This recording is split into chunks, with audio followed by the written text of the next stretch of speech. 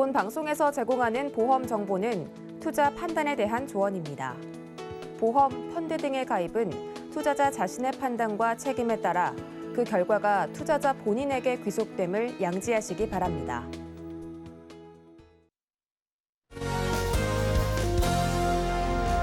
시청자 여러분 안녕하세요. 알기 쉬운 보험 정보로 여러분들의 인생 설계 함께하는 인생 설계 원픽 진행의 김혜연입니다.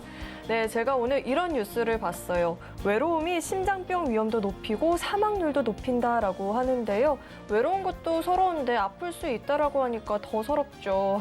오늘 저희 방송 보시면서 그 외로움도 달래보시고 또 인생 설계까지 챙겨가 보시길 바라겠습니다. 네, 또 저희 방송은요 유튜브로도 시청 가능하죠. 유튜브에 서울경제TV 검색하시고 실시간으로 함께 해보시길 바라겠습니다. 네, 참고로 금일 본 방송에서 제공하는 정보는 투자 판단에 대한 조언이지 해당 보험의 가치나 수익률을 보장하지는 않습니다. 또 서울경제TV와 서울경제신문은 당사의 브랜드죠. 서울경제증권TV와는 무관하며 기타 유사 명칭에도 꼭 유의해 보시기 바라겠습니다. 네, 그럼 인생설계 원픽 본격적으로 출발해 볼 텐데요. 저희가 준비한 첫 번째 코너는 생생 라이프 팁 시간이죠. 오늘은 김성희 전문가님과 함께 해보도록 하겠습니다. 네, 전문가님 어서 오세요. 안녕하세요. 네, 저희 김성희 전문가님께서는요, 120세까지 씹고 맛보는 즐거움이라는 주제로 강의를 준비해 주셨다라고 합니다. 여러분은 지금 씹는 즐거움 누리고 계신가요? 저는 사실 교정을 일찍이 해서 딱딱한 음식을 먹는데 불편함을 느끼고 있는데요. 저처럼 일찍이 교정하시는 분들이 많아지다 보니까 이 치아보험 관심 갖는 분들도 많이 계실 것 같아요. 이야기 들어보도록 하겠습니다. 네, 안녕하세요. 보험 전문가 김성희인데요. 자, 100세 시대, 100세 시대 이러면서 우리가 인생을 길게 살아가다 보니까요. 즐거움이라는 단어를 찾지 않을 수가 없는 것 같아요. 자, 멋진 인생, 멋진 즐거움을 찾는 것 중에는 먹는 즐거움이 아마 가장 큰 이유일 것 같아요. 그런데 그만큼 치아는 관리를 잘해야 먹는 즐거움을 찾을 수가 있거든요. 자, 오늘 본인들의 치아에 대한 생각도 한번 가져보면서 치아가 어떻게 이렇게 중요한지 한번 검토해보는 시간을 가질까 해요. 자, 120세까지 씹고 맛보는 즐거움이라는 주제를 제가 선정을 해봤고요. 방금 말씀을 드렸잖아요. 자, 치아 건강을 위한 위생 체크라는 타이틀을 먼저 제가 한번 담아봤습니다. 자, 여기 소중한 치아가 있어요. 자, 치아한테 굳이 가격적인 면을 부과한다면 치아 개당 가격은요 무려 3천만 원의 가치가 부여가 된다라고 해요. 우리 치아는 28개가 있으니까 어때요? 8억이라는 가치를 갖고 있는 치아입니다. 우리 신체 머리에서 발끝까지 가치 중에서 치아가 담고 있는 가치가 무려 8억인데요. 나이가 들고 관리를 잘 못하면 당연히 충치가 발생이 되겠죠. 자, 한번 볼까요? 자, 구강에 세균도 있을 수 있고요. 유전적인 경우는 유독 치아가 연약한 집안이 있습니다. 엄마가 이제 연약하면 자녀분들도 그런 현상들이 나타나는데 이런 요소들도 있고요. 또 치아에 우리가 범랑질이라고 해서 마모가 쉽게 되거나 어떤 충격에 깨지는 경우들도 많아요. 그래서 이런 범랑질의 차이들도 있습니다. 자, 오늘도 세끼 식사를 아직 저녁은 안 드셨지만 식사하시고 양치질을 하셨을 거예요. 자, 여기는 우리가 칫솔 관리를 어떻게 하나에 대한 그림인데요. 우리가 사용하는 변기 물보다도 우리가 쓰는 이 칫솔이 관리를 잘못하면 무려 세균이 200배나 높다라고 합니다. 여러분들은 어떠세요? 칫솔 관리에 대해서 좀 민감하게 관리를 하시나요? 자, 이런 식으로 우리는 치아 건강을 위한 위생 체크도 한 번씩 해 가야 될 건데요. 옛말에 이가 없으면 잇몸으로 산다라고 어르신들이 표현하셨어요. 자, 과연 이가 없으면 잇몸으로 살아갈 수 있을까요? 여기 남아있는 치아가 10개 이하이신 분이 있습니다. 자, 치매 위험도가 2.64배나 증가한다라고 하는데요. 당연히 치아가 10개 이상, 10개 이하로 남아있다 그러면 먹는 거에 문제가 생기겠죠. 자, 음식을 제대로 섭취할 수 없다 그러면 영양 불균형도 올 거고요. 자, 잇몸 염증은요, 뇌랑 바로 직결이 됩니다. 잇몸에 염증이 있을 때 이 염증이 혈관을 타고 뇌로 갔을 때는 치매 위험도가 그만큼 올라가고요. 가장 중요한 건 이 치아라는 건 음식을 저작하는 기능이죠. 가장 활발하게 음식을 꼭꼭꼭 씹어 먹었을 때 이렇게 치조신경이 활발하게 움직여서 뇌로 가는 혈류도 그만큼 활발하게 움직여서 공급이 된다라고 하는데 치아가 없다면 그렇게 잘 이런 신경이 잘 움직여지지는 않을 것 같아요. 그래서 치매 발병률도 이렇게 높다라는 통계가 있는데 다시 한번 우리의 생활 습관을 한번 검토해 볼까 해요. 자, 공통 위험 인자라고 해서요. 그냥 보이시죠? 우리가 음식만 먹지 않아요. 이제 기호식품이라 그래서 흡연도 하고 음주도 하고 또 뭐 불량한 생활 습관이라 그러면 양치 안 하고 주무시는 분들도 계실 텐데 자, 구강 질환으로는 잇몸 질환뿐만 아니라 치아 충치죠? 치아 오식증이 이렇게 나타나는 부분들도 있고요. 전신에 미치는 영향도 이렇게 다양합니다. 당뇨라던가 심혈관계, 호흡기 질환. 이런 생활 습관 하나로 잘 관리를 안 한다 해도 이런 부분들이 발생이 되는데요. 치주 질환은 우리가 소위 말해서 잇몸 질환이라고 하거든요. 조금씩 욱신욱신해도 그냥 간과하고 넘어가는 경우들이 많으세요. 자, 그렇게 하지 않으면 안 되는 이유가 자, 보세요. 타 질병과의 연관성이 이렇게 높습니다. 자, 어떤 연관성이 있냐면요. 우리 장기죠. 머리에서 우리 신체 장기 전신에 영향을 미치는데 뇌졸중은 무려 2.8배나 높아요. 당연히 앞에서 말한 흡연처럼 담배를 피시는 분들은 치아 관리가 더더욱 안 되시는데 그런 분들은 이런 만성 폐질환도 4.2배나 높고요.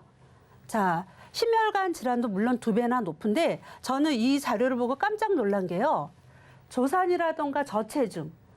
요즘은요, 건물 사이사이에 젊은 여성분들도 흡연이 굉장히 많아요. 자, 기호식품이지만 충분히 관리를 안 했을 때는 특히 여성분들은 조산이나 저체중은 7배나 높다라고 해요. 자, 치아 관리는 이만큼 중요합니다. 너무 중요하니까 제가 또 한 번 이렇게 자료를 준비해 봤거든요. 자, 치주 질환과 타 질병의 연관성에 대해서 다시 한번 뜨는데요. 우리가 모르는 질병이 없죠. 자, 보세요. 자, 심장 근육 경색, 뇌경색, 고혈압, 비만, 당뇨, 자, 염증, 관절염 질환 굉장히 많죠? 남자분들 여기에서 좀 민감하게 체크하셔야 돼요. 남자분들 물론 흡연 많으시고 발기부전은 무려 1.53배나 높다라고 합니다. 이렇게 신체의 이 치주 질환은요. 우리 모든 장기에 직접적인 영향이 되고 그거로 인해서 이런 만성 질환, 생활 질환으로 연계성이 굉장히 높다라는 거예요. 자, 그렇다 그러면요. 치과 진료비 증가 추세라고 해서요. 보통은 많은 분들이 치과 보험을 준비하는 분들도 있지만 그렇지 않은 분들은 병원에 가서 이렇게 경제적인 이유로 치과 진료를 고민하는 분들도 많다라고 하거든요. 근데 제가 준비한 자료는 건강보험 심사평가원에서 치과 진료비 증가 그래프거든요. 제가 이 숫자를 보고 깜짝 놀랐어요. 자, 19조를 사용했던 것이 2017년에는요, 무려 39조라는, 여기에서 요 갭이 20조거든요. 제가 요 그림을 하나 보면서, 어떻게 이렇게 치과 진료비가 많이 발생이 될까. 예전에 저희가 어렸을 때만 해도요, 먹거리 문화가 딱딱한 음식, 질긴 음식을 오래오래 씹어야 소화할 수가 있었어요. 그런데 요즘은 그렇지가 않죠. 어린 세대부터 작년에 이르기까지 당 성분, 우리가 이제 단 음식이라 그러죠. 단 성분도 많고, 그리고 그냥 흡수하는 아주 인스턴트처럼 이렇게 흡수하는 그런 음식들이 많아서 어찌 보면 이런 진료비의 추이는 더 늘어나면 늘어나지 줄어들지 않을 것 같아요. 그래서 많이 씹는 그런 거는 아주 중요한데요. 자, 치아보험 잘 알고 계세요? 또는 치아보험 갖고 계세요? 이렇게 물어보는 분들이 계세요. 어디일까요? 치과입니다. 자, 치과에서 근무하시는 분들이요. 치아 치료를 하시러 오는 분들 중에 치아보험을 갖고 있는 분과 치아보험을 갖고 있지 않은 분들이 아주 다양한 형태로 나타나는데 치아 치료를 적극적으로 하시는 분은 당연히 치아보험이 있는 분들이겠죠. 자, 치아보험 시장도요. 2008년도부터 굉장히 급성장을 하고 있습니다. 이렇게 굉장히 높은 수치를 나타내고 있는데요. 그만큼 많은 분들이 치아에 대한 고민도 하고 치아보험 시장이 확대가 돼서 다양한 혜택들이 있기 때문에 이런 치아보험을 이렇게 가입을 하고 유지를 하고 계시지 않나 이런 생각이 들었어요. 자, 제가 그 다음에 준비한 건요. 자, 보험 혜택 유무에 따른 차이예요. 다들 알고는 계시겠지만 큰 비용이 드는 치아 치료가 있고요. 적은 비용이 드는 치아 치료가 있습니다. 모든 질병은 사전에 예방이 중요한 거지. 말 그대로 큰 비용이 들 때까지 참았다가 가는 건 옳지 않은 것 같아요. 자, 급여 부분이 있고 비급여 항목이 있죠. 이제 알고는 있지만 그래도 우리가 체크해서 어떤 혜택들이 있는지 사전에 어떤 예방을 해야 되는지 알고 가시면 아주 좋을 것 같아요. 자, 충전 치료처럼 이렇게 소소한 몇천 원 금액으로 발생하는 아말감 이런 형태는 이제 보험 혜택이 되고요. 자, 발치, 치아를 뽑는 거죠. 발치하는 거, 파노라마 사진, 그리고 1년에 스케일링 그 보험 혜택이 됩니다. 그래서 꾸준히 예방 차원에서 보험 혜택이 되는 항목들은요, 정기 검진을 통해서 이렇게 구강 검진을 영유아 때부터 이제 작년까지 보험공단에서 하고 있으니까 이렇게 해 가시면 좋고요. 비급여 항목은 말 그대로 큰 금액이 드는 거예요. 단위 자체가 달라요. 몇십만 원에서 몇백만 원처럼 이렇게 몇 대 이상을 하게 되면 그만큼의 비용이 드니까 자, 크라운, 임플란트, 브릿지, 틀니. 자, 충전 치료는요. 어떻게 보면 치아의 강도, 어떤 강도에 의한 재료 이런 선택 범주인데요. 비급여 부분이에요. 그래서 보험 혜택이 안 되는 부분이니까 이런 부분들을 알고 치과를 갈 때 그렇다 그러면 그러면은 치료 방법에 따라 항목도 달라지고 보험회사에서 주는 비용이 달라지니까 그 부분에 대해서 또 한번 세세하게 짚어드릴게요. 치아보험은 크게 보존 치료가 있고요. 보철 치료로 이렇게 구분이 되잖아요. 자, 가장 좋은 건요. 나의 치아를 가장 오랫동안 내 몸에 갖고 내가 쓰는 게 가장 좋은 거예요. 자, 치아 보존 비용은요. 얼마나 들까요? 자, 치료 방법에 따라 물론 다릅니다. 소소하게 요만큼 치료가 됐을 때 요거는 이제 아말감 가장 약하게 보험 혜택이 된다라고 앞에 말씀드렸죠. 치아 색깔처럼 레진, 세라믹 재료에 따라 강도가 달라지니까 선택할 수 있고요. 금처럼 지금 금값이 많이 올랐는데 이런 부분들은 비용이 굉장히 많이 들죠. 그래서 보험 혜택이 되는 5천 원에서부터 이렇게 20만 원, 40만 원 구성을 할 수가 있어요. 그리고 1년에 3개까지 되는 회사도 있고 또 무제한으로 이렇게 개수를 좀 늘려드리는 회사들이 있으니까 치아 보존 비용은 혹이라도 내가 이런 부분에 좀 더 약해서 보존 치료에 집중해야 해. 이러면 이런 부분은 좀 더 관심을 갖고 한 회사, 두 회사 중복으로 해서 가져가셔도 아무튼 좋은 내용이고요. 두 번째는 치아 보철 비용이에요. 이제 요거는 좀 더 큰 돈이 드는 거죠. 저도 그 치아 치료를 오래전에 했고요. 보통은 크라운처럼 완전히 자연 치아를 감싸고 있는 치아는요, 관리가 어렵죠. 그래서 뭐 7년이나 10년 정도가 되면 자연적으로 잇몸이 내려앉고 나이가 먹으면서 이렇게 보철 비용으로 가는 경우들이 많은데요.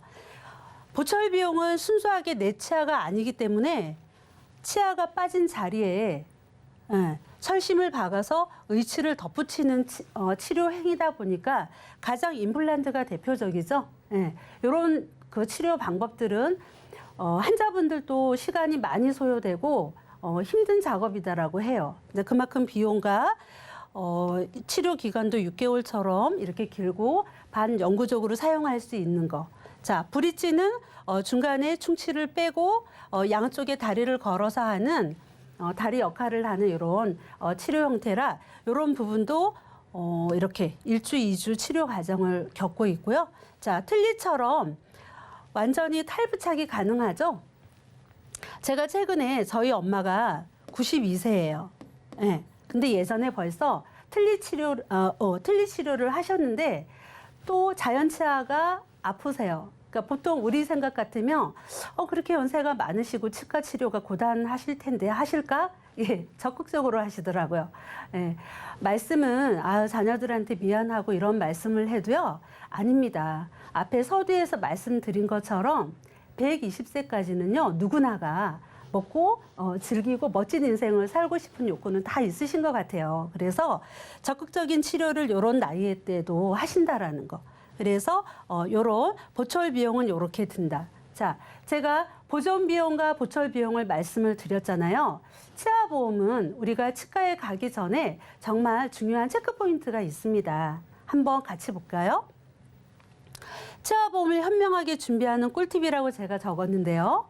자, 치아 보험은 암보험처럼 가입을 하고 바로 보장이 되는 게 아니에요. 물론 전문가의 안내를 받아서 이런 부분들을 잘 체크를 해 가셔야 되는데 90일이 지난 후에 보험금이 지급이 되는 면책이라는 단어를 씁니다. 자, 이 면책은 소비자 입장이 아니라 보험사 입장이기 때문에 내가 불이익을 당하지 않도록 이런 90일 면책 기간 잘 체크해 가시고요.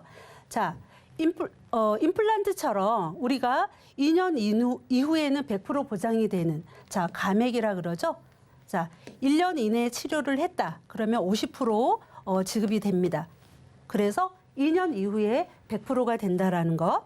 그리고 치료에 따른 가입 금액 보상 한도 확인을 하라라고 이렇게 표현이 되었죠. 지금은 보험 시장에서 많은 치아 보험이 출시가 되고요. 보상 한도가 보철도 굉장히 보상 한도가 늘어나 있고 보존 치료도 한도가 굉장히 높아져 있거든요. 대신에 제가 아까 말한 임플란트 경우는 조금 여러분들이 세심하게 관찰을 하셔야 되는 게 보험 가입을 하시고 90일이 지난 다음에 우리가 발치를 한 다음에 임플란트를 하시잖아요. 자, 발치 기준으로 봅니다. 임플란트 기준이 아니라 발치 기준으로 날짜를 세기 때문에 이런 부분들은 아주 정확하게 체크를 하셔서 보험을 가입하기보다 보험금을 지급받을 때 단서 없이 내가 이런 부분에 피해가 되지 않도록 준비를 해 가시면 아주 좋고요. 120세까지 우리 정말 먹고 즐거운 인생이 되도록 해보겠습니다. 감사합니다. 네, 이 조그만 입 안에 8억이라니 아찔하죠. 관리 정말 잘해야겠다라는 생각도 들고요. 또 그만큼 대비책이 중요하다라는 생각이 듭니다. 네, 오늘 강의 내용 저희가 한눈에 알아보기 쉽게 정리해 봤으니까요. 화면으로 확인해 보시죠.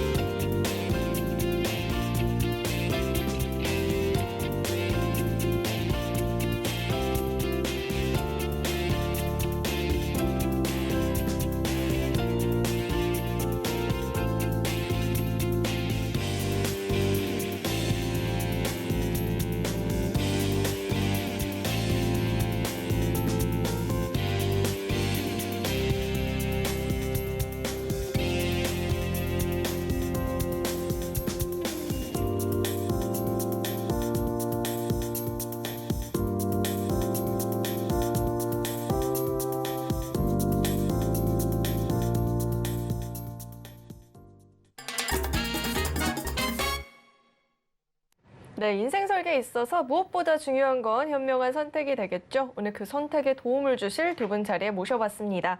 김성군 전문가님 자리에 나와주고 계시고요. 또 김성희 전문가님 계속해서 함께 해주실 예정입니다. 네, 두 분 어서 오세요.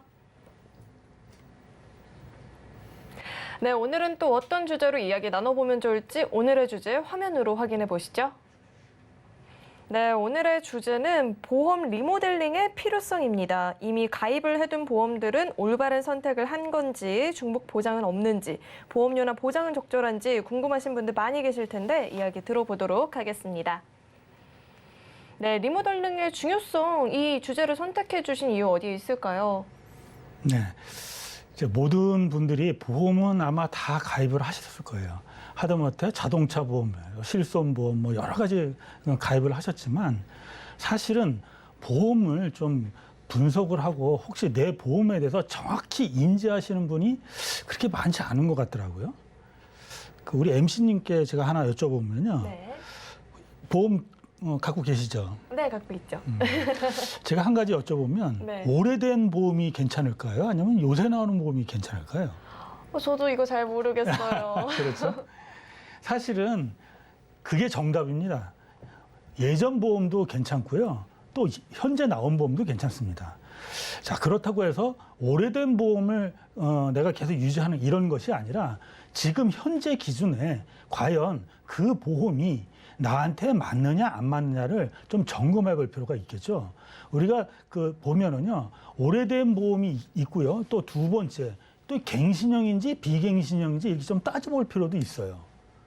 왜 그러냐면 갱신형이 꼭 나쁘고 비갱신형이 좋고 이런 뜻이 아니라 상황이 나한테 맞느냐를 먼저 볼 필요가 있고요. 세 번째는 내가 이 보험에 들은 목적이 어떤 목적으로 가입을 했느냐, 그게 또 살펴볼 필요가 있습니다. 나는 저축, 연금을 받으려고 가입을 했는데 뭐 다른 종신보험에 가입했다거나 아니면 나는 사망보험이 가장 중심인데 사망보험보다는 현재 기존 생존보험 중심으로 돼 있다거나 이럴 경우에는 목적이 안 맞기 때문에 분명히 좀 점검해 볼 필요가 있겠죠. 그래서 이 보험의 리모델링의 필요성은 두 번 얘기해도 뭐 절대로 나쁘지 않고요. 그래서 오늘 여러분들한테 50세 여성에 대한 어떠한 보험을 점검하고 또 그 보험이 어떻게 구성이 돼 있으며 현재 기준으로 어떻게 리모델링을 하면은 더 좋은 가성비 좋은 보험으로 됐는지 그것을 오늘 살펴보도록 하겠습니다. 네, 보험이라는 게 사실 굉장히 어려운 게 가입할 당시에는 그 보험이 최고였을지언정 지금은 또 아닐 수도 있고 정말 어렵잖아요. 그러면 이 분은 어떤 보험에 가입을 했었을까요? 네. 자, 시작을 한번 해보죠. 이분은요, 50세 여성인데요. 토탈 3가지의 보험을 가입을 하셨습니다. 아주 50살인데 예전 2009년서부터 시작을 했거든요. 일단 첫 번째 보험부터 보시게 되면요. 2009년도에 A손해보험에 가입을 하셨어요. A손해보험에 가입하셨는데 그 담보 내용을 좀 보면 여기 암 진단비도 있고요. 뇌출혈, 또 급성심근경색, 각종 수술비에서 고루고루 여기에 또 실손 의료비까지 탑재가 돼 있습니다. 현재 내시는 그 보험료는요 19만 5천 원 정도가 내거든요. 그런데 우리가 이 보험을 좀 들여다볼 필요가 있는 것이 뭐냐면 그 실손 의료비는 1세대 실손 의료비 보험으로서 5년 갱신형 보험이에요. 그래서 자기 부담금이 5천 원만 돼 있고 100% 보장받는 실손 의료비가 가입이 돼 있고요. 그런데 그걸 실손 의료비는 예전이나 지금이나 다 그 갱신형이기 때문에 문제가 안 되는데 사망 담보를 제외한 전 담보가 3년 갱신으로 이루어진 그런 보험입니다. 그래서 처음에 가입을 할 때는 사실 보험료가 이렇게 많지는 않았어요. 그런데 2009년서부터 해서 지금까지 14년이 흘러오면서 지금 보험료가 인상이 돼서 현재 내시는 보험료가 19만 5천 원입니다. 암진단비가 지금 2천만 원에 뇌출혈 급성심경색이 2천만 원, 실손의료비가 있는데도 불구하고 좀 많다는 느낌이 들죠. 이것은 왜 그러냐면 5년 갱신인 실손 의료비가 있기 때문에 그동안 많이 갱신이 됐기 때문에 좀 보험료가 많이 올라간 거고요. 또 여기에서 이 담보 중에서 한번 좀 들여다보면 여기 보면은 뇌출혈이라고 써 있죠. 바로 뇌하고 심장 쪽은 범위가 아주 작은, 그러니까 예를 들어서 뇌 쪽에서는 한 10% 미만, 또 심장 쪽으로는 심장 쪽도 마찬가지로 10% 미만으로 보장받을 수 있는 급성 심근경색 진단비가 탑재돼 있어요. 더군다나 범위도 접을 뿐더러 3년 갱신으로 계속해서 내셔야 되기 때문에 이 보험은 표지에는 20년 납 100세 만기로 돼 있지만 실질적으로는요, 이분은 100세까지 계속해서 오르는 금액으로 계속 내는 보험이었던 것이었습니다. 그러면 앞으로 이분은 얼마가 오를지도 모르고 계속해서 올라가야 되는 보험료의 부담은 상당한 것이었거든요. 그래서 이런 보험들은 좀 정리할 필요가 있어서 실손 의료비는 4세대 실손으로 좀 변경해 드렸던 내용이고요. 나머지 갱신형 담보가 있는 보험은 전부 다 중지를 하는 어떤 그런 그 제안을 했던 내용입니다. 자, 이제 두 번째 보험을 보시게 되면은요. 첫 번째 보험에서 예, 부족했던 부분에 좀 보완을 하시려고 2014년도에 또 그 B 손해보험에 가입을 하셨던 거예요. 그 B 손해보험에 보시면 여기에 보면 암 진단비가 좀 부족하니까 암 진단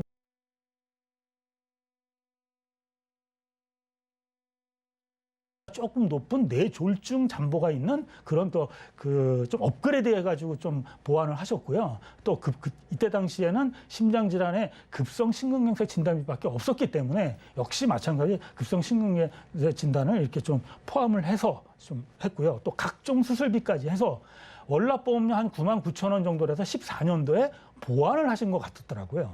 그래서 이 보험은 기본적으로 현재 2014년도에 나왔을 당시에는 사실은 최상의 보험이었습니다. 그리고 납입한 지가 거의 8, 9년이 됐기 때문에 이 보험은 그냥 유지를 하는 것으로 이렇게 제가 그 컨설팅을 해드렸고요. 여기에서 보시게 되면 암 진단비도 마찬가지고 또 뇌졸중, 급성심근경에서 모든 담보들이 다 탑재가 돼 있고 여기에서 각종 수술비가 좀 탑재가 돼 있는데요. 수술비 중에서도 질병 수술비만이 아니라 엔대 수술비까지 다 탑재가 됐거든요. 그 엔대 수술비까지 다 탑재가 됨으로써 그 종합적으로 99,000원이고 20년 납에 100세 만기라면 결코 나쁜 보험은 아니었기 때문에 저는 유지를 하는 거로 권해드렸습니다. 또 세 번째 보험을 한번 보시게 되면은요, 또 여기에서 이분이 보장성 보험은 이거로 됐다. 그래서 미래를 위해서 좀 그 연금도 좀 받고 좀 목돈을 마련할 목적으로 보험에 가입을 하셨는데 생명보험사의 종신보험에 가입을 하셨던 거예요. 2018년도에 보면 주기약을 보시면 1억 원에 보험료는 20만 원이었습니다. 20만 원 정도 나오거든요. 그런데 제가 아까 모두에 말씀을 드렸던 보험에 가입을 할 때는 목적이 가장 중요합니다. 이분이 목돈과 연금과 이런 금전적인 저축성을 원하셨으면 이 종신보험이 아니라 연금보험을 가입을 하셨어야 돼요. 그러면 이 종신보험에 가입을 하면 뭐가 나쁘냐? 이분이 20년 납으로 사망을 하실 경우 1억 원에 대한 어떤 보장을 받는 거지만 목적으로 20년 납이 다 끝나면 20만 원 정도 납입을 하셨기 때문에 납입 금액은 4,800만 원 정도 되시죠? 그러면 이분이 20년 납이 끝나고 나서 해지한 거 만약에 돈이 필요해가지고 해지한다는 가정을 했을 때 해지한금이 2천만 원밖에 되질 않습니다. 내신 돈은 2,400만 원인데 해지한금이 2천만 원도 안 돼요. 문제가 있지 않습니까? 2,400만 원 내가 냈던 원금이 되려면 이분은 20년이 아니라 28년이 돼야지만 원금이 되는 어떤 그런 형태의 보험입니다. 그런데 만약에 이분이 연금에 가입하셨으면 어떻게 됐을까요? 아마 20년 납이 끝나면 20년 납이 되기도 전에 원금이 되셨을 거예요.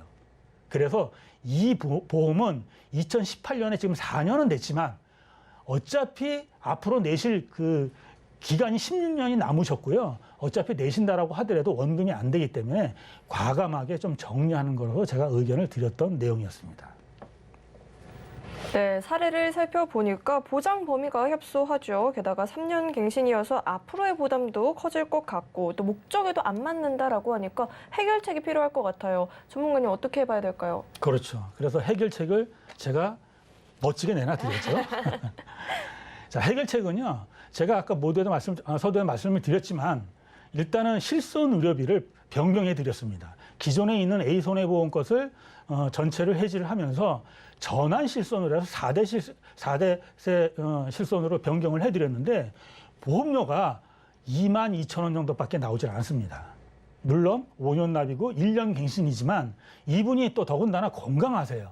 그렇기 때문에 이 4세대 실손의 가장 그 장점은 건강하신 분은 예를 들어서 1년 동안 만약에 병원 기록이 없으면 그 다음 연도에 보험이 할인을 받을 수 있는 그런 혜택이 있습니다. 그래서 보험료가 인상되는 효과보다는 할인이 되고 보험료가 파격적으로 줄어들었기 때문에 상당히 만족했던 내용이고요.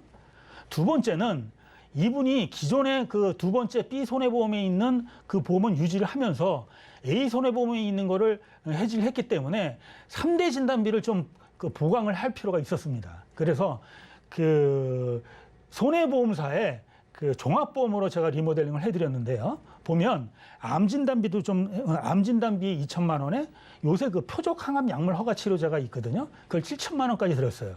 자, 이 표적 항암 약물 허가 치료제의 중요성은 우리가 보험 방송을 하면서 계속해서 언급을 해드렸기 때문에 뭐 굳이 또 말씀을 안 드렸겠지만 표적 항암 약물 허가 치료제 7천만 원이 암 진단비 1,000만 원의 정도의 그 보험료밖에 되질 않습니다. 그리고 암에 걸리면 어차피 치료가 동반되기 때문에 이런 표적 항암 약물 허가 치료제를 그 탑재를 함으로써 그 금액이 진단비보다 훨씬 많은 금액을 확보를 함으로써 지금 심포갈 수가제 때문에 혹시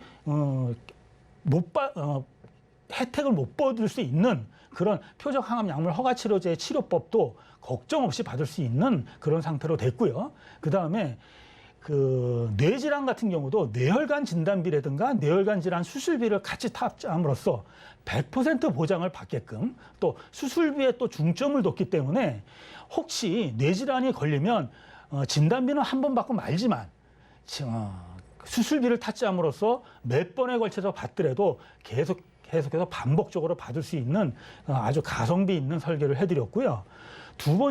세 번째로 심장질환도 마찬가지로 뭐 협심증이라든가 부정맥이라든가 또는 심부정이라든가 모든 금액을 다 받을 수 있게끔 골고루 해서 월납보험료 12만 5천 원으로 20년 납 100세 만기로 해가지고 그 리모델링 해드렸고요. 세 번째 이제 저축도 필요하지 않습니까? 그 저축이 필요한 이유는 뭐냐면 변액연금을 가입을 함으로써 그 유동성 장애도 하지만 그 DCA 효과에 의해서 시간이 가면 자연적으로 그 돈은 쌓여게끔 마련이고요. 주식은 지금 주식이 떨어졌다고 걱정할 필요가 없어요.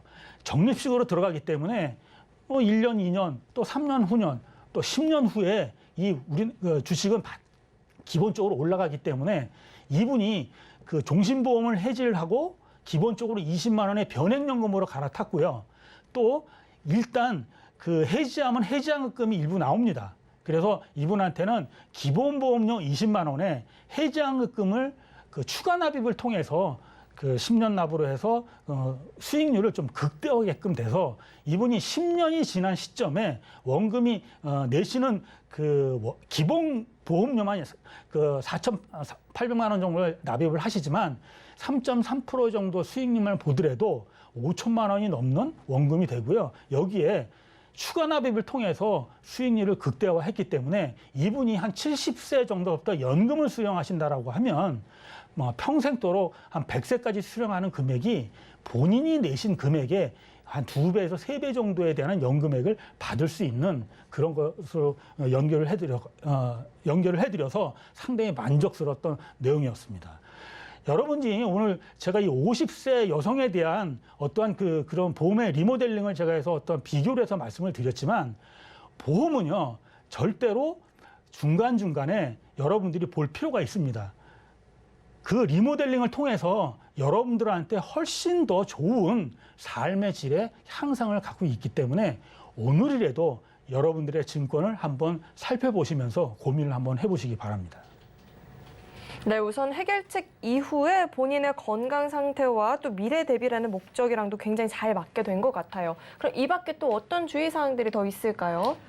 자, 여러분들이 생각을 해보실 때요. 보험은요, 혼자서 고민하시는 것보다는 전문가랑 상의하는 게 좋습니다. 왜 그러냐면, 과거에는요, 그 뇌질환에 지금 그 이분이 가입을 할 당시 2009년도에 뇌질환을 제가 하나 예를 들면 그때 당시에는 뇌출혈만 보상을 했고요. 뇌졸중이 없었어요.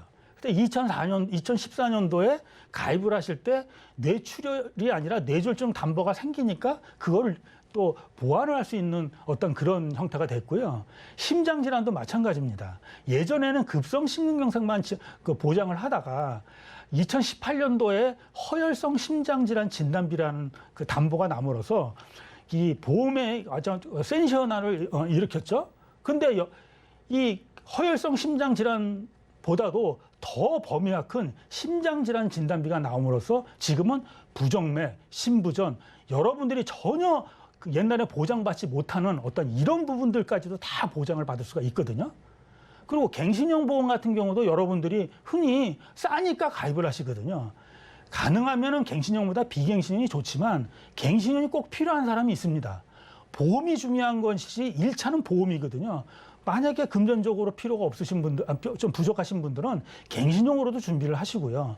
또 금전적으로 여유가 있으신 분은 비갱신형을 베이스로 갱신형을 보완적인 측면에 이렇게 접근을 하신다면 여러분들이 보험을 그렇게 해서 준비를 하신다면 여러분들은 그 살아나가시는데 이 보험의 필요성에 대해서 더 많이 도움을 많이 받으실 거라고 생각을 합니다. 네, 주의사항을 너무 꼼꼼하게 짚어주셨는데 이 밖에도 또 덧붙여 주실 이야기가 있다고요. 네, 너무 꼼꼼하게 말씀해 주셨는데 어떻게 보면 이제 저랑 연령대가 비슷한 분이시기도 하고 기존에 냈던 보험료가 무려 50만 원 가까이가 됐었거든요. 그러면 우리가 집이나 자동차 다음으로 가장 크게 비용을 쓰는 게 보험이라고 해요. 그런데 이제 보통은 보험 리모델링을 받으실 때는요. 전문가의 정말 도움을 받으셔서 가입하는 목적의 우선순위에 따라서 이렇게 세팅해 가는 게 정말 맞고요. 방금 말씀을 주신 것처럼 그만큼의 이제 보험료가 줄어들고 보장 부분은 확대가 되었잖아요. 그래서 저는 뭐 주의할 점이라고 하면 의료 환경이 굉장히 많이 바뀌고 있으니까 50대, 60대 나이가 올라가면서 발생할 수 있는 이제 추가적인 보장은 우리 전문가님과 계속적으로 교류하시면서 수익률도 체크해 가시면서 보완을 해 가시는 게 좀 중요한 것 같아요. 네, 보험이 사실 시대 트렌드에 굉장히 예민하게 반응을 하잖아요. 의료 트렌드도 계속해서 바뀌고 그렇다 보니까 본인이 갖고 있는 보험들 주기적인 점검이 꼭 필수일 것 같습니다. 네, 참고로 금일 보험 방송에서 제공하는 정보는 투자 판단에 대한 조언이지 해당 보험의 가치나 수익률을 보장하지는 않는다는 점 꼭 참고해 주시길 바라겠고요. 저희는 이어서 검색어 Q&A 시간으로 넘어가 보겠습니다.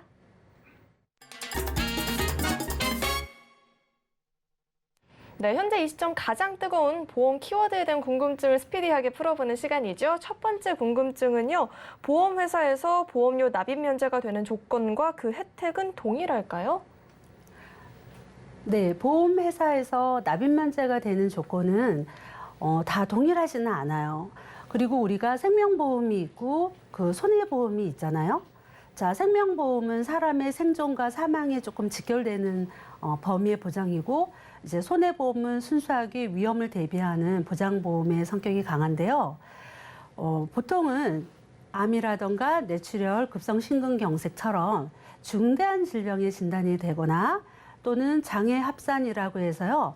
머리에서 발끝까지 이제 다쳤을 때 장애 비율 50% 이상, 80% 이상일 때는 납입 면제를 고맙게도 해줍니다. 근데 약간 특징이 있다 그러면 생명보험은 20년 납인데 내가 2년 시점에 그런 사실을 알았어요. 그럼 나머지 18년에 대해서는 회사가 대납을 해줘요. 그러면 적립금이 차곡차곡 쌓이는 그런 효과가 있겠죠. 자, 손해보험은 같은 시점에 2년 시점에 그런 사실이 있어서 납입 면제를 받더라도 위험보험료와 적립보험료 구조가 되는데요. 위험보험료에 대해서만 납입 면제가 되세요. 그러니까 대납의 형태는 없거든요. 제가 이 얘기를 왜 굳이 이렇게 열심히 드리냐면요. 제가 이제 아는 분이 생명보험에서 한 3년 정도의 납입 면제가 됐고요. 이제 위암이어서 납입 면제가 됐는데 회사가 대납을 해준다고 그랬잖아요. 그러면 환급금이 쌓이는 형태인데 그분은 그렇게 설명을 했는데도 이 보험을 해지를 한 거예요. 해지를 하시면 안 되죠. 회사가 대납을 하고 내 적립금이 쌓여가면 자금이 필요할 때는 약관 대출을 통해서 그 돈을 사용할 수가 있어요. 그래서 이런 차이를 잘 모르시면 돈이 필요하면 해지환급금이 일부 뜨니까 이렇게 해약하는 경우가 있는데 생명보험에서 납입 면제가 되셨을 때는 절대 해지를 하지 마시고 약관 대출을 이용을 하셔서 끝까지 그 보험사에서 대납해서 적립해가는 거를 활용해 가시면 아주 좋으세요. 네, 납입 면제 조건과 그 혜택이 동일하지 않다라고 하죠. 필요에 따라서 꼼꼼한 공부가 필요할 것 같습니다. 네, 이어서 만나볼 궁금증은요. 10년 전에 변액연금에 가입을 했대요. 10년이면 충분히 장기인데 아직도 원금 회복이 안 되는 이유 어디에 있을까요? 헐이네, 헐. 이런 분이 많습니다. 자, 이유는 뭐냐면 우리나라의 그 변액연금이 2002년도에 그 판매가 되기 시작을 했습니다. 근데 사실은 이 보험회사가요, 제일 두려운 게 민원이거든요. 근데 변액연금 자체의 어떠한 그 상품의 구조가 뭡니까? 투자를 하는 거거든요. 그러니 손실이 날 수가 있어요. 그러니까 손실이 날 수가 있는데 우리나라 사람들이 예를 들어서 어느 정도 손실이 날 걸 아는데도 불구하고 판매할 때는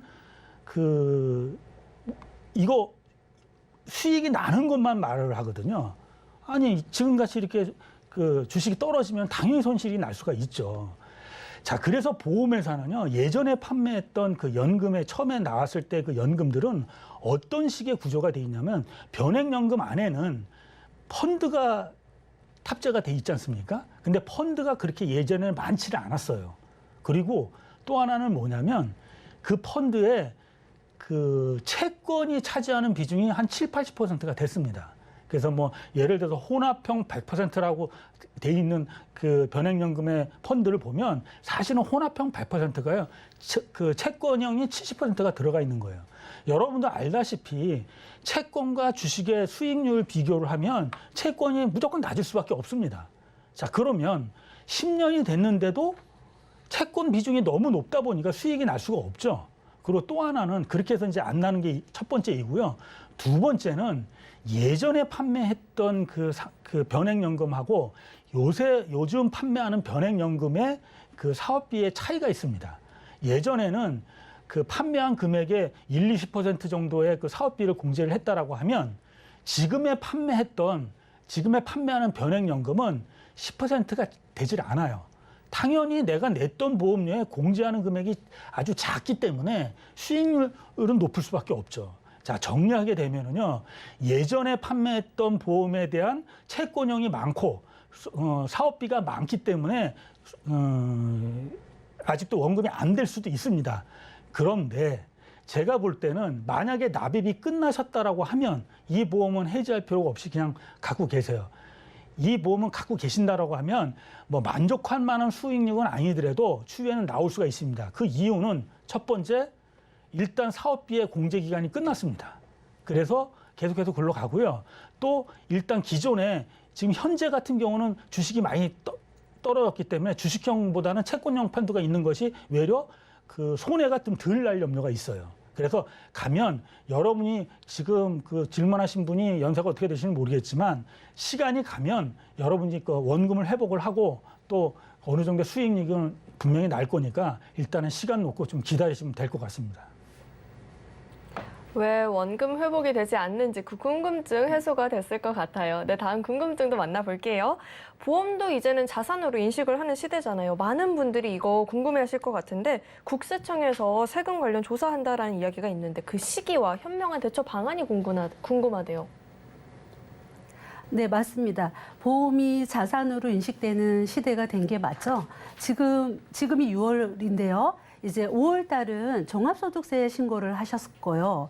이제 6월은 성실 신고라고 해서 자산이 있는 분들은 뭐 자산 거래가 많다 보니까 당연히 국세청에 이제 돈 있는 곳에는 세금이 따라다니니까 이런 자금 출처라던가 그런 이제 수면 위로 드러나는 것들에 대해서 합법적인 절세를 할 수 있는 게 보험입니다. 자, 보험회사에서요.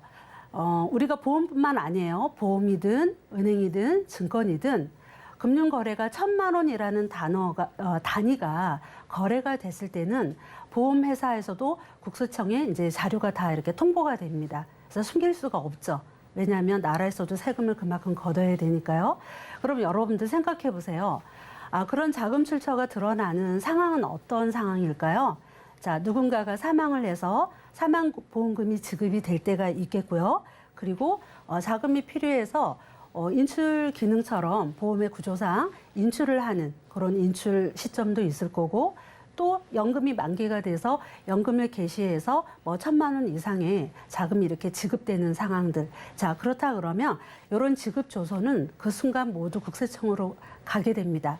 자, 오랜 시간 보험회사에다가 이렇게 통으로 돈을 담아놨을 때요, 가장 요거를 합법적으로 피해갈 수 있는 방법은요, 보험을 뭐 해지하거나 이런 게 아니라 약관 대출을 이용하시면 되세요.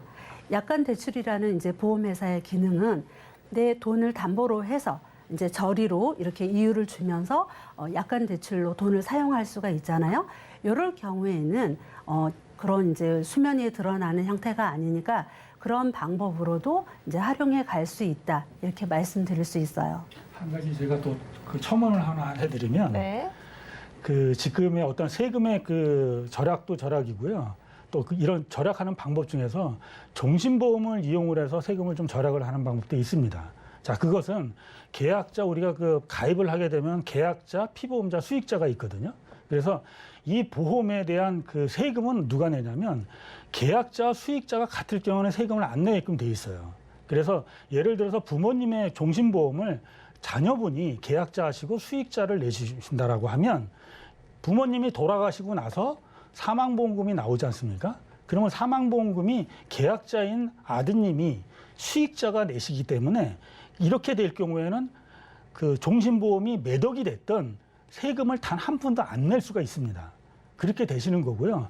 또 하나 얘기를 하게 되면, 좀 자산가라고 하시면 뭐 건물을 갖고 있다. 그러면 그 건물을 그 자녀한테 증여를 먼저 해주고, 증여를 한 상태에서 그 나오는, 예를 건물이 있으면 세가 나오지 않습니까? 그럼 증여세를 먼저 내고, 예를 들어서 자산 가치가 10억이라고 가정을 하면 그 10억에 대한 건물을 내가 받았다. 그러면 10억에 대한 증여세를 내시고요. 그러면 이 건물은 시간이 가면 계속해서 올라가잖아요. 그리고 여기에 나오는 세를 받은 거를 보험료로 납부를 하신다라고 하면 한 10년 후, 20년 후에 이 10억이 돼 있는 그 건물 가치가 30억이 되더라도 그 세금은 하나도 없는 것이고요. 결국은 종신보험은 종신보험대로 받아서 또 이렇게 활용할 수가 있는 상태이기 때문에 국세청에서도 세금을 마련하기 위해서, 상속세를 마련하기 위해서 종신보험을 준비하라는 그런 그 홈페이지에 나와 있습니다. 그렇기 때문에 종신보험을 위한 절세 방법도 좀 생각해 보시면 좋을 것 같습니다. 네, 우선 1,000만 원이 넘는 금액이라면 약관 대출 활용해 보면 좋을 것 같고, 또 짚어주신 종신보험, 이 두 가지 활용해 보면 좋을 것 같아요. 이어서 다음 궁금증도 만나볼게요. 갱신보험과 비갱신보험의 장단점 비교해 보면 어떤 차이가 있을까요? 이거 너무 많아가지고 맞아요. 사실은 갱신이 좋다, 비갱신이 좋다 확실히 말씀드리는 없습니다. 먼저 갱신보험의 장점은 쌉니다. 갱신주의가 짧을수록 보험료는 굉장히 낮을 수가 있고요. 또 비갱신형의 장점은 일정 기간만 내고 원하는 그 연도까지 나는 계속해서 유지를 할 수 있는, 돈을 안 내고 보장을 받을 수 있는 그런 장점이 있겠죠. 그러면 여러분들은 갱신과 비갱신을 어떤 사람이 하는 게 가장 좋을까? 제가 아까 그 원픽 시간에도 말씀을 드렸지만, 금전적으로 없으신 분들은 보험이 없는 것보다는 있는 게 좋기 때문에, 일단 금전이 여유가 없으신 분들은 갱신이라도 준비하셔가지고 그 보험을 갖고 가시고요. 나이가 적은 사람은 가능하면 비갱신을 하면 좋습니다. 그러니까 금전이 이제 다 끝났다라고 하면, 금전이 어느 정도 여유가 생겼다라고 하시면 비갱신이 좋고, 그 나이가 젊으신 분들은 반드시 비갱신으로 일정 기간, 예를 들어서 30세 되시는 분이라고 하면 20년이나 30년 납입을 하시고, 그럼 50이나 60세까지 납입을 하신 다음에 100세까지 그 다음부터는 보장만 받으시면 되시겠죠. 그리고 비갱신은 기본은 베이스로 비갱신을 갖고 가시고요. 갱신은 예를 들어서 암 진단비가 한 1억 정도가 있으면 굉장히 좋거든요. 그러면 5천만 원 정도는 비갱신으로 준비하시고요.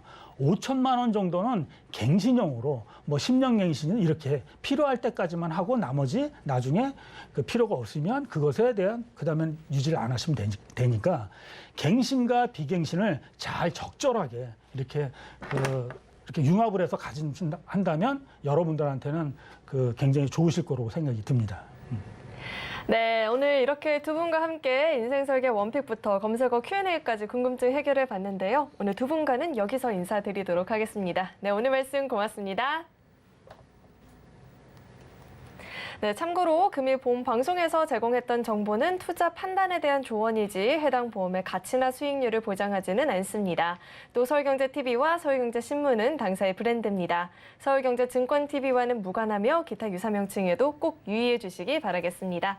네, 참고로 오늘 저희 방송은요, 서울경제TV 홈페이지와 또 유튜브 채널을 통해서 다시 보기가 가능하니까요. 다시 보시면서 놓쳤던 부분들까지 꼼꼼하게 챙겨가 보시길 바라겠습니다. 네, 오늘 저희가 준비한 내용은 여기까지고요. 저희 방송 끝까지 함께해 주신 여러분 고맙습니다.